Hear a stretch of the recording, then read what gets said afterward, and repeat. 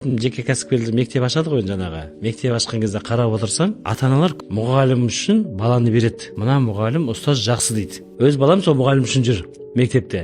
Енді менен ана мектепке барып, оған жана наставник болып, тренер болып барған кезде қарасам, мұғалімдердің әкірен етеді. Жанаға мектеп ашқан адамға сол жерден нан жеп отыр. Бүйтіп қарадым да бұл болмайды дедім.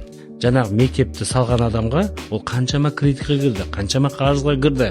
Сөйтіп мектеп ашты байқұс. Енді мен айттым, сіз ата-аналар жиналыстарын жасайсыз, ата-аналардың бәріне кері байланыс аласыз. Балаңыз біздің мектепке келгенден бері дұрыс жағына қарай кетті ме, или бұрыс жағына кетті ме? Бұрыс жағына қарай кетсе, айтыңыз, мен ол мұғалімді шығарып, басқа мұғалім аламын орнына. То есть сіз өзіңіздің мектебіңізді суырып шығару үшін, мектептің атын шығару үшін сізде көп балалар білімді болып шығу керек. Ана мектептің абыройы көтеріледі. Сонда ата-аналар мұғалімге байланбайды, мектепке байланады. Жеке кәсіпкер ретінде жеке кәсіпкерлерге жарнама ашып жатырмын мен.